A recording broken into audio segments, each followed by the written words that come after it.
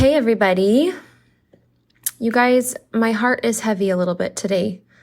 Just with this subject matter, I'm just thinking about, okay, so first of all, I'll introduce what we're talking about. Hi, by the way, my name's Lizzie.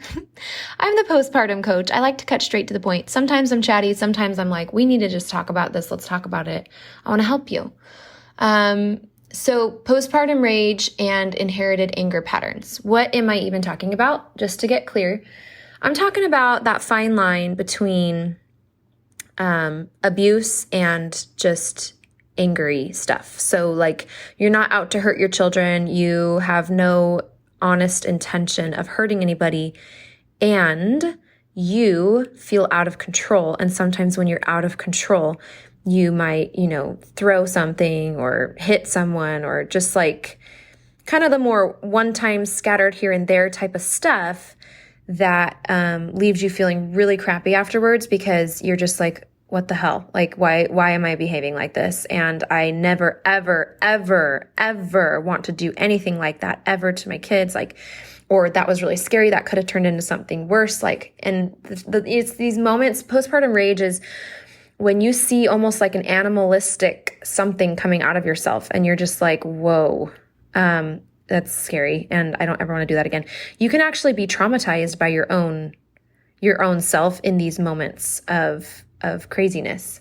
It's kind of like how somebody that might be bipolar could feel sometimes when they switch from like maybe their more normal day-to-day personality, and then they're in this other personality for a while, and then they come back to their normal personality, and they're like, and I don't claim to know what it's like for somebody that experiences bipolar. So if that's you, like, please know that this is probably a really imperfect example I'm giving here, but I imagine that when you'd come back, you would just feel like, that could just be so traumatizing sometimes to see yourself be so different. And maybe you get used to it after a while, but with postpartum rage, it's new.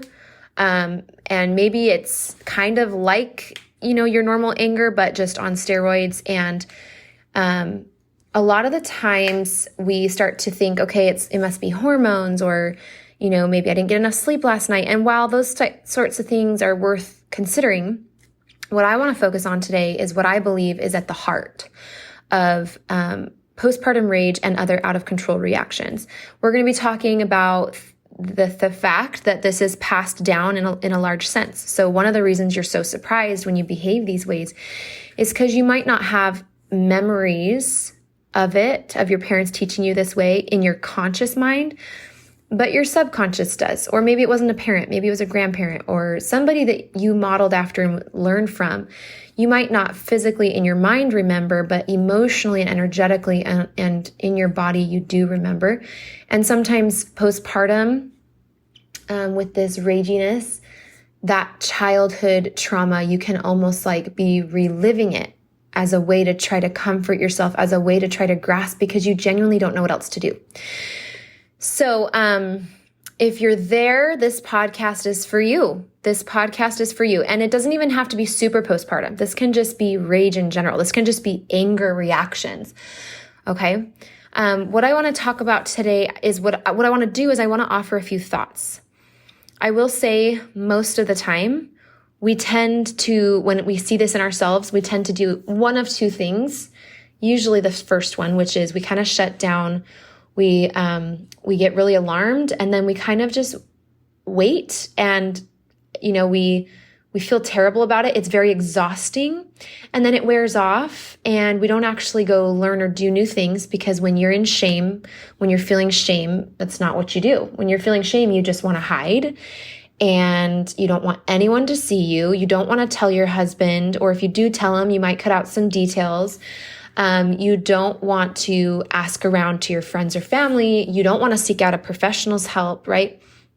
Now, maybe you're not all the way in shame. Maybe you're somewhere along the shame spectrum where you're kind of like, what one thing I've done before is kind of searching in the shadows on social media. So you're like saving Pinterest thingies or articles or, reading people's posts, and you're trying to teach yourself because you're still really ashamed about it.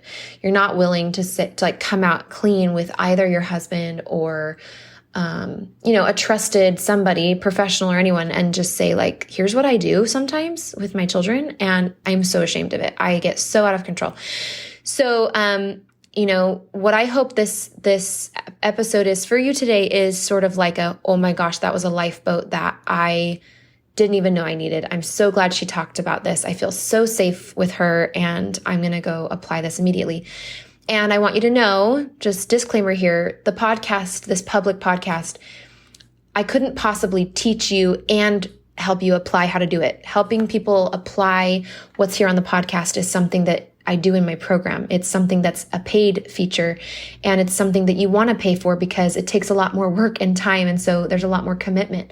So you can always go to LizzieLangston.com/membership. If you get listening to this and you're like, okay, I don't want to just intellectually know this. I want to experience this with her, right? Like I want her to help me really apply this. Then that is what my coaching program is for. I can coach you one-on-one. I can coach you in the membership. I have my course. We've got you covered. So just go to LizzieLangston.com/membership if at any time you want help applying this. Okay. All right. The first thing I want to share here that I'm pretty sure on some level you might believe, but on the level that it's most important, you probably don't, because we get really perfectionistic because we're really ashamed and afraid of ourselves and our imperfections. Okay. So the first thing I want to share with you is that we were never meant to be perfect parents.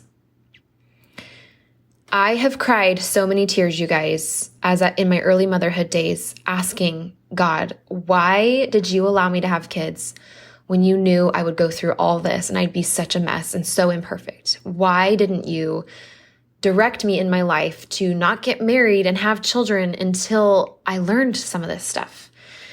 And what I realized, because I am so drawn to that idea of like, let me just root out all of this from me first and then have kids. And that's so, in one sense, how great would that be? But here's what I've decided is that that's not the plan. And that people who try to do that are still full of all sorts of stuff. So it's not like that ever actually works and happens anyway. Your kids were not meant to have perfect parents, and you were not meant to be a perfect parent or person, because parents are people too. It was never meant to be different than it is. And as much as we want to kick our feet and cry tears about it, we've just got to accept that. We were never meant to be perfect parents, and your parents were never meant to be perfect parents. Now, a little quick side note that I want to tell you, because I addressed this in my course and I addressed this in my membership, and it kind of goes hand in hand with what we're talking about. If you are really, really, really like trying to be perfect and you're not, and you're consistently disappointed about it, and you probably have a lot of trauma towards your mom and or dad and parents. You probably have a lot from your childhood to clean up. So that's just a little hello. That might be work you also want to be doing. In my course, I take you through managing the postpartum anxiety, rage, depression, but then we do delve into inner child work. And so that's in my membership as well. Okay. But we were never meant to be perfect parents, and it was never meant to be different than it is. And at some point I realized that Christ already fixed all of it. It's like any imperfection between the generations, through the generations, there's so much of it. That's why he came. The plan accommodates that through the atonement of Jesus Christ. The second thing I want to share with you is that shame, this thing you do where you like totally beat yourself up. Let's paint the picture here for a minute before I give you this next one. What does it look like for you? What did it look like for me? When we have shame around our raginess and our inherited anger patterns, like I said, we hide, we feel so terrible, and we spiral out in our head. We withdraw from our children and from our family, and we also withdraw from any help. We withdraw from God. We isolate ourselves from God. We don't want to read the scriptures. Church starts to feel like a joke. You start to feel unworthy. You start to become a shell of a human. You are cut off from any learning, any forgiveness, any moving forward and healthy progression through the things, okay? That's shame. Shame looks like thoughts like, why can't I just get over this? I can't believe I just did this. I'm so messed up. This was so messed up. This is so not okay. And by the way, it's okay to not accept these behaviors and to want to change them, but you can still accept yourself and not accept your behaviors. Does that make sense? Because you are not your behaviors. But shame says you're not acceptable. Your behaviors are not acceptable. You're not acceptable before God. You're not acceptable as a mother. You're not a good enough anything, right? So shame is an attack on all of you. And what we're going to talk about later is that just plain sadness, which is where I want you to shift to, and I'll tell you how to do that a little bit, is a different, it's more effective. So we'll talk about that. Okay. So this thing you do where you tear yourself down after one of these episodes, it makes you the same as your ancestors and as your parents, as your mom or whoever it was that taught you, and didn't show you a different way. Shame makes you an ancestral repeater. Okay. And you can't go anywhere. It makes you the same as them. And that's the reason they didn't change. The reason your parents were not able to change is because they stayed in a shame cycle. So not feeling shame and breaking out of a shame cycle is actually at the foundation of becoming a chain breaker or becoming somebody who breaks generational patterns. And I know that might be a big disappointment because you're like, how? Because I just feel so much shame all the time. So I'm going to teach you how, as best I can, in a one-directional conversation over a broadcasted podcast. But again, if you want or need help, I encourage you to come to the membership, okay? Let me teach you a little bit more about shame, and then we'll talk about how to do it differently and what to do differently. So shame paralyzes your ability to learn new or different things. When you're shameful, you avoid, you feel crappy. You might even feel startled and then shameful. You might feel like scared and then shameful, both. And my heart goes out to you if that's you. That was me for years, and it was horrible. And I felt this nausea and this self-disgust that got so deep that I got depressed. And this was only a part of it, right?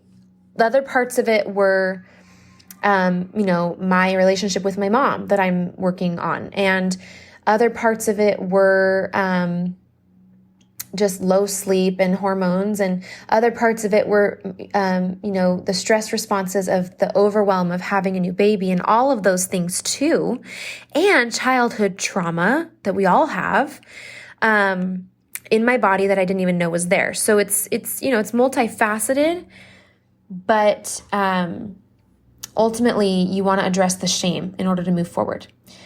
A lot of times when you're in a shame cycle, you then busy yourself and you work really hard to make yourself finally feel better. Maybe your husband consoles you. Maybe you just kind of wait it out or numb it with Netflix, but it's all still there under the surface. I know shame feels necessary, right? It feels like if we don't feel shame, then we're going to do it again. Shame feels and acts like, and for all intents and purposes, maybe even sometimes looks like and feels like it's separating you from the behavior that you detest and despise. But it's not. What shame does is it buries you in a grave of you are going to forever do this again, even if you really hope you're not going to, you will. And it bonds you to the behaviors that you feel shame about. So hopefully at this point you're like, okay, yeah, this is going to need some cleaning up. I got to figure out what to do. Here's my favorite thought that helps me come out of shame. And I truly believe this, and you might not right away today. And so maybe take it and marinate on it for a week. But I believe that you are forgiven instantly when you ask to be forgiven. When you feel godly sorrow, and when you really, truly don't want something, you are forgiven. No matter how many times you've done it or how many times you will do it, you're forgiven instantly. Okay? And so that's something you can just play with. But I believe that in the spiritual realm, when you ask for something, it is given. Ask and you shall receive. When you ask for forgiveness, you receive forgiveness in that moment. Why would God withhold forgiveness from you? Why would he do that? What does that serve? Who would that even serve? It doesn't, the answer is nobody. It serves nobody. But shame is how you withhold forgiveness from you. And you withhold God's, the atonement of Jesus Christ from you. And, godly comfort. So let's talk about what we can do instead. And then again, I want to invite you to join my membership if you, to do more work on this. But here's what I want you to shift to is sadness. And let me tell you why. Shame does not accept you. It does not accept the behavior. And we don't want to accept the behavior, but we do want to accept us. Shame does not allow you to accept basically anyone. It doesn't allow you to accept where you're at. Okay? And we need to accept where we are. In Alcoholics Anonymous, AA, right? And really many addiction recovery programs, it is that first step is I accept where I am. Now, they do say, I accept that I can, they say other things, but I'm going to just interpret that as right now we're saying, this is the first step is you've got to accept where you are. It doesn't mean that you accept this forever and that you're never going to change it and that you're saying it's acceptable and it's okay. But you're saying, I accept that this is where I'm starting. I accept the family that I came from and what I was fed, emotionally and what I was and wasn't given as I grew up. I accept it. Okay? And what that does is you stop feeling so much shame and you start feeling more sad. Let me tell you why this is a good thing. Sadness means you still accept you, even if you don't accept the behaviors. Sadness means you accept what you were and were not taught. Okay, you don't love it, and you're really working on adding to it and changing it, but you do accept it right now as it stands where it is. Okay, when you're sad, you accept you. You accept your parents. And from sadness, you can then get to curiosity, which eventually turns to learning new things, which then turns to a little bit of change, which then turns to motivation, which then turns to more change, which then turns to transformation. This is how we do it. Let me say that again. You go from, usually I still do feel a little bit of shame like right in the moment, but I just know very well that shame doesn't take me where I want to go. So listen to this podcast a couple of times if you need to. Come get some help if you need to, so that you're very clear that shame is not the answer. It's not actually doing what it feels like it's doing. It doesn't separate you from the behaviors. It binds you to them and it buries you with them. Just like the last generation, okay? Not saying they didn't try, but to the extent that they had shame, they were not able to change. Just like to the extent that you have shame, you won't be able to change. It's like chains, chains, chains. Okay, but sadness turns like an autumn leaf. When you are in sadness, you can take the behaviors you did. You can feel sad about them. They drop to the ground. Imagine that heaviness, right? Like an autumn leaf falling to the ground, that heaviness, it goes through your body. But then guess what? You land in soil that has nutrients. And even though you might be a tiny little dead leaf that then composts into soil and then turns into a sprout, and that, maybe there's a seed in there, or like a tree that loses those leaves and then there's new buds. Sadness is effective because it gives you that broken heart, that contrite spirit. And eventually from sadness, when you're done feeling it through, you can be curious. This literally just happened to me the other day, you guys. Let me share this example. We had gone to a big city here in Costa Rica. It was our first time going there as a family. It's an 1.5-hour drive, and there's no DVD player in our big old boxy van that we bought here. And so we had the kids pack up some toys, but it's just a long drive. And on the way there, we kind of made it through. But on the way home, after a long day running various errands, having a doctor's appointment for my daughter and being just anxious about this skin thing she's got going and we're trying to get it figured out, I just was like pretty much at a 9 out of 10 on the anxiety scale. The traffic, trying to buy the right medications, making sure they're the right medications, speaking all of this in Spanish. It was a lot. And so we got in the car, and I wasn't super emotionally available to my kids. My husband wasn't either. We were both pretty tapped, and they needed us. And in hindsight, I tell it to you like that. But in the moment, it just felt like I went from totally ignoring them to just like bleh, reacting, right? And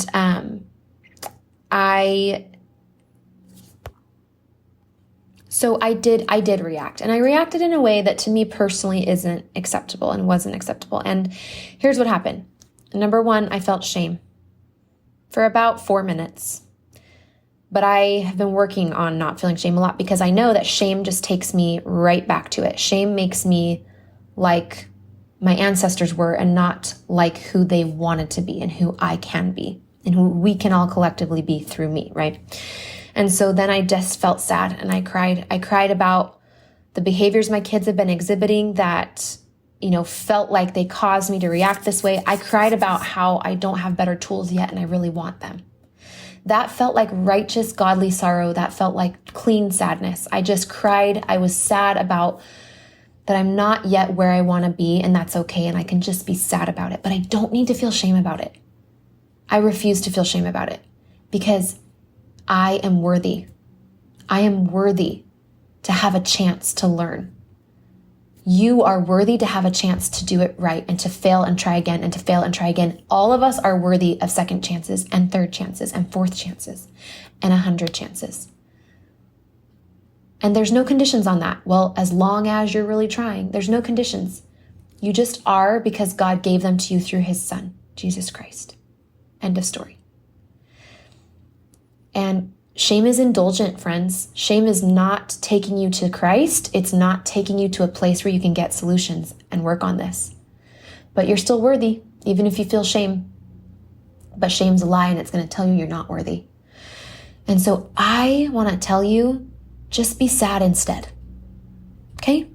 Next time you want to feel shame, just cry instead. You are not the problem. It was all meant to be imperfect from the beginning. Turn towards your Savior, Jesus Christ, and turn towards sadness, which takes you to curiosity, which takes you to learning. Come join my membership. LizzieLangston.com/membership. It's the Postpartum Coach membership. And come be seen, not in your shame, but in your sadness, although you can be seen in your shame. I can help you. Right? I can help you turn your shame to sadness and then on to moving outward and forward so that you can go from a winter day and a fall day to a spring day.